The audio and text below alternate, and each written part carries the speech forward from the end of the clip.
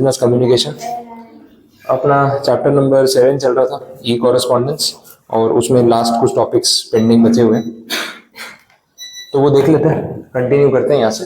कल तक जो पढ़ा है उसमें कुछ डाउट है आपको? पूरा कंप्यूटर वाला ही था अपना, वर्ल्ड वाइड वेब और इंटरनेट और ये सब। जो नेक्स्ट टॉपिक यहाँ पे आ रहा है, इट इज कॉल्ड इंट्रानेट। अभी इंटरनेट नहीं है, इंट्रानेट है। देखिए दोनों चीजों में फर्क है। इंटरनेट और इंट्रानेट का यहाँ पे कंपैरिजन भी होने वाला है। पहले मीनिंग समझते हैं, फिर कंपैरिजन पे जाते हैं। तो इंटरनेट के बारे में हमने जितना भी पढ़ा उससे समझ में आता है कि वर्ल्ड वाइड नेटवर्क है। पूरी दुनिया में किसी भी कोने में आप मैसेज पास ऑन कर सकते हो ऑनलाइन, और उसके लिए आपको एक कॉमन नेटवर्क चाहिए। अच्छा, इंटरनेट जो हम यूज कर रहे हैं ना, वो वैसे वायरलेस लगता है, लेकिन एक्चुअल में वायरलेस नहीं। वो सिर्फ आपके डिवाइस के साथ वायरलेस कनेक्टेड है, लेकिन आपके डिवाइस तक कनेक्शन पहुंचाने के लिए केबल्स का यूज होता है। इवन पूरे वर्ल्ड में जो ओशन है, सी और ओशन है, उसमें उन्होंने केबल्स बिछा रखे हैं, and the entire world is actually connected through cables. बिना केबल्स के इंटरनेट पॉसिबल नहीं। तो जो ओशन के नीचे जो सी बेड बोलते हैं, उसमें ऑप्टिक फाइबर केबल्स इंस्टॉल किए गए हैं, और पूरा वर्ल्ड मतलब एक कंट्री से दूसरे कंट्री का पूरा दरिया, उसके नीचे उन्होंने ऑप्टिक फाइबर केबल डाले हुए हैं जिसके थ्रू इंटरनेट कनेक्ट हो पाए। तो पूरे वर्ल्ड में इंटरनेट देने के लिए इंफ्रास्ट्रक्चर पे काफी खर्चा हुआ है, और आपके घर तक वो जो डिवाइस आ रहा है, जो मॉडेम लगा है, राउटर लगा है, वो राउटर तक भी तो केबल यूज हो ही रहा है ना। वो तो आप राउटर से फिर डिवाइस जो है वो आप ऑनलाइन यूज कर रहे हो, वो अलग बात हो गई। लेकिन अदरवाइज इंटरनेट के लिए फिजिकल इंफ्रास्ट्रक्चर की जरूरत तो है। तो इंटरनेट के थ्रू हम पूरा वर्ल्ड कनेक्ट कर सकते हैं। इट इज ओपन नेटवर्क, ठीक है, वैसा हो गया। लेकिन जो इंट्रानेट है, इंट्रा का मतलब ही होता है समथिंग विच इज इंटरनल और with in, intra with in, ठीक है। तो ये एक क्लोज नेटवर्क हो गया। ये इसके अंदर पूरा वर्ल्ड कहीं से भी कनेक्ट नहीं कर सकता है, सिर्फ लिमिटेड लोग ही कनेक्ट कर सकते हैं जिनके पास एक्सेस है। एक सिस्टम यूज होता है जिसको बोलते हैं वाइड एरिया नेटवर्क, और एक सिस्टम यूज होता है उसको बोलते हैं लोकल एरिया नेटवर्क। मे भी स्कूल टाइम में कंप्यूटर्स में आपने फुल फॉर्म पढ़ा होगा, लैन और वैन बोलते हैं, लोकल एरिया नेटवर्क। ये जो नेटवर्क है ये लिमिटेड है और क्लोज्ड है, जिसके पास एक्सेस होगा वही यूज कर सकता है। एक और भी होता है वर्चुअल प्राइवेट नेटवर्क, वीपीएन बोलते हैं, वो भी इंटरनेट का ही पार्ट है। मतलब जैसे फॉर इंस्टेंस ऐसा हो गया कि अपनी एक कंपनी है, एक ऑर्गेनाइजेशन है, उस ऑर्गेनाइजेशन में हम 200-500 लोग काम करते हैं, बहुत बड़ी ऑफिस बिल्डिंग है, 10 फ्लोर की बिल्डिंग है, 50 रूम्स है, बहुत सारा स्टाफ काम करता है। हमें अगर एक दूसरे को इन्फॉर्मेशन ऑनलाइन पास ऑन करनी हो तो उसके लिए हमने अपना एक क्लोज्ड प्राइवेट नेटवर्क सेटअप किया हुआ है। उस नेटवर्क पे सिर्फ हम ऑफिस के कलीग्स ही आ सकते हैं, हमारे पास ही यूजर आईडी पासवर्ड है, और हमारे ही ऑफिस के सिस्टम में वो लॉगिन है, और कोई आउटसाइडर वो इंटरनेट के अंदर नहीं आ सकता, क्योंकि वो क्लोज्ड ग्रुप है। तो ऐसे सिस्टम को हम क्या बोलेंगे? That is called intranet. Net connection है लेकिन इंटरनल, आउटसाइडर्स के लिए नहीं है। हमारी हमारी कंपनी के 500 एम्प्लॉयज ही वो नेटवर्क यूज कर सकते हैं, जिसके थ्रू डेटा शेयरिंग या इंफॉर्मेशन पास ऑन हो सकती है, आउटसाइडर्स नहीं कर सकते। ये वैसी बात होगी। तो this is the main concept behind intranet. बोला है बहुत इफेक्टिव होता है, एम्प्लॉयज अपडेटेड रहते हैं, सर्वर पे कुछ भी डाल दिए और वो सर्वर का एक्सेस ऑफिस के हर कंप्यूटर पे है। जैसे मैं ऑफिस में सबसे सीनियर पर्सन हूँ, मुझे आप सबके डेस्क पे कुछ कंटेंट पास ऑन करना है, कोई फाइल भेजनी है, मैं क्या करूंगा, जो अपना कंप्यूटर सिस्टम बना हुआ है ऑफिस में, उसमें ना एक ड्राइव होगी, जैसे गूगल ड्राइव पे हम लोग अभी कर रहे हैं वैसा हो गया। तो एक ड्राइव होगी, मैं ड्राइव पे अपलोड करूंगा, वो ड्राइव का एक्सेस आप सबके कंप्यूटर्स में है, तो आप वो ड्राइव ओपन करोगे, आपको फाइल तुरंत मिल जाएगी।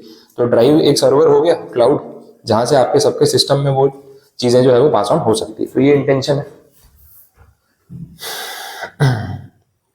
सेम बात बोलिए, सिक्योर रहता है, वेरी सिक्योर। रीजन, कोई आउटसाइडर है ही नहीं ना, हैकिंग के चांसेस कम हो जाते हैं, क्योंकि प्राइवेट नेटवर्क है, सब लोग कंपनी के अंदर के लोग हैं, बाहर का कोई है ही नहीं, ठीक है, ये पॉइंट है। ठीक है, सबके लिए सेंट्रल कम्युनिकेशन एरिया बन जाता है ये, दिस इज वेरी इजी। बहुत सारे लोग रिमोट लोकेशंस पे काम करते हैं, कहीं पे अलग अलग जगह बैठे हैं, अपनी 10 ऑफिस है सूरत के अलग अलग एरियाज में, बाकी सिटीज में भी है, तो भी हम प्राइवेट नेटवर्क के थ्रू कनेक्ट हो सकते हैं। सूरत में, अहमदाबाद में, बड़ौदा में, ऐसे भी हो सकते हैं, वो भी ऑप्शन पॉसिबल है। नेक्स्ट, इंट्रानेट के बेनिफिट्स क्या है वो हमने अभी बात की, सेम ही पॉइंट्स आने वाले हैं, देख लो। तो वर्क फोर्स की प्रोडक्टिविटी बढ़ जाती है, टाइम सेव होता है, कम्युनिकेशन ईजी हो जाता है। वेब पब्लिशिंग, कुछ भी कंटेंट है ड्राइव पे डाल दिया या अपनी कंपनी की इंटरनल वेबसाइट पे डाल दिया तो पब्लिश हो गया, कोई भी उसको पढ़ सकता है विद इन द एंटिटी, ये वैसा हो गया। तो ये एडवांटेज है। बिजनेस ऑपरेशंस को मैनेज करना इजी हो जाता है, कॉस्ट इफेक्टिव हो जाता है, कोलैबोरेशन, सारे डिपार्टमेंट्स पे इंटरनल कम्युनिकेशन बढ़ जाता है, एक कॉमन कॉर्पोरेट कल्चर, सब लोग एक प्लेटफॉर्म पे आ जाए तो काफी कम ईजी हो जाता है वैसा। तो ये सब एडवांटेजेस है। अपडेट देना इमीडिएट है, तुरंत से मैसेज कन्वे हो सकता है सारे स्टाफ को, चाहे उसमें 500 लोग हो या 5000, फर्क नहीं पड़ता।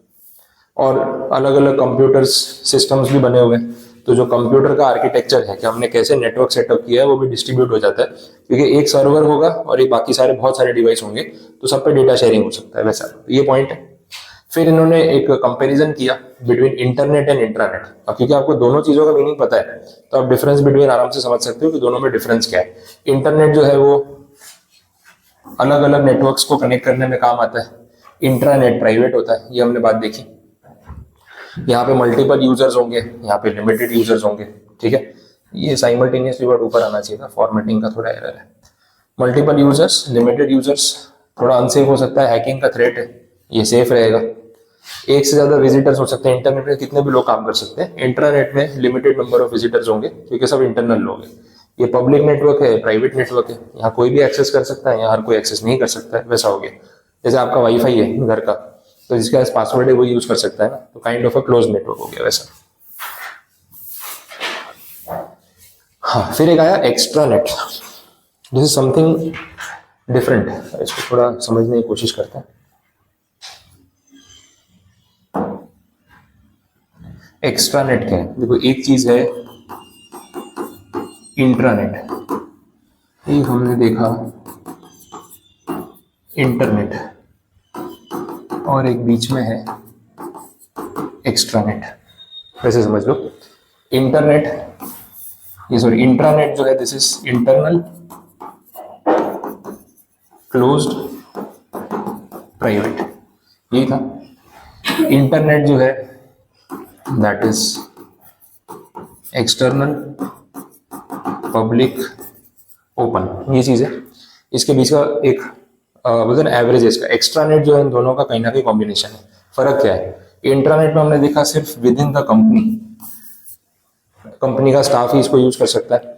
एक्स्ट्रानेट में मैंने ऐसा बोला कि हम यहाँ पे क्या करेंगे, जो इंटरनल वाले हैं उनको तो इस सेटअप का एक्सेस देंगे, सिलेक्टेड आउटसाइडर्स,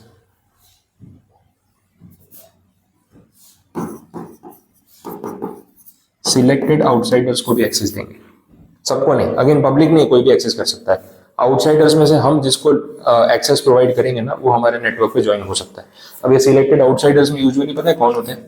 अपने सप्लायर्स, जिनको हम वेंडर्स भी बोलते हैं, वेंडर्स और कस्टमर्स, डिस्ट्रीब्यूटर्स, ये सब लोग होते हैं जो हमसे जुड़े हुए हैं डायरेक्टली। हमारी कंपनी जिससे रॉ मटेरियल खरीदती है, हमारी कंपनी जिसको होलसेल में गुड्स बेचती है, वो सारे लोग जो है हमसे जुड़े हुए हैं, वी नो देम। तो उनको अगर हम अपने नेटवर्क में अलाउ करते हैं तो उनके साथ भी बिजनेस कम्युनिकेशन ईजी हो जाता है। Purchase order, sales order directly डाल दिया इसमें नेटवर्क पे, वो लोग भी एक्सेस कर लेंगे। तो इसलिए इन्होंने क्या किया, इसको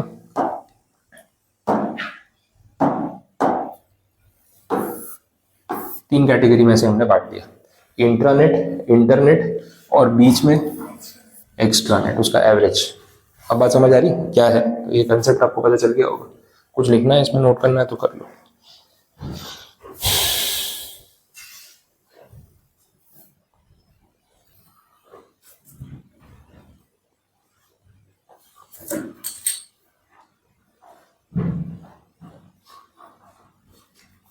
ये सब चीजें कंसेप्ट के लिए आपके माइंड में रहेगा। एमसीक्यू अगर कोई आता है, सोचना पड़े, तो आप सोच सकते हो कि हाँ मुझे लॉजिक पता है कि अच्छा ये चीज़ है, तो उसके बेसिस पे कुछ लॉजिकल आंसर अपने दे सकते हैं। और चार ऑप्शंस में क्या हमें ढूंढना होता है कि लॉजिकली सबसे करेक्ट कौन सा लग रहा है, तो वो आप कर सकते हो अगर मीनिंग पता है तो मैं सिर्फ एकदम लैंग्वेज रटाने पे नहीं जा रहा हूँ, वो तो अपने पास ऑलरेडी है ही।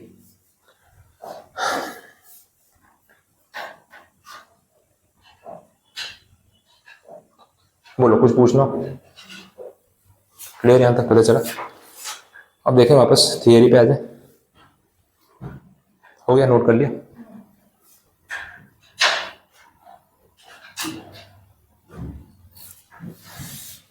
अब आप ये पढ़ोगे ना तो आपको मेरी जरूरत ही नहीं पड़ेगी, मैंने ऑलरेडी पूरा समझा दिया। सिर्फ एक बार थियरी रीड करनी है, ये पॉइंट है। फिर वापस कंपैरिजन, अभी आ रहा था ना इंटरनेट एंड इंट्रानेट, यहाँ कंपैरिजन किया इंट्रानेट और एक्स्ट्रानेट। उसमें भी आप पॉइंट्स आप समझ जाओगे, मीनिंग बता दिया तो इशू नहीं है। कुछ डाउट मिले तो फिर पूछ लेना, थोड़ा ज़्यादा ही लिखा है इन्होंने, बट ठीक है, अपने वो एग्जाम पॉइंट ऑफ व्यू से उसको पूरा लर्न नहीं करना है। बस यहाँ तक आते आते अपना जो चैप्टर है वो कंप्लीट है, ई कॉरेस्पॉन्डेंस। अब कोई क्वेरी है आपको पूरे टॉपिक में कुछ पूछना है तो बता दो।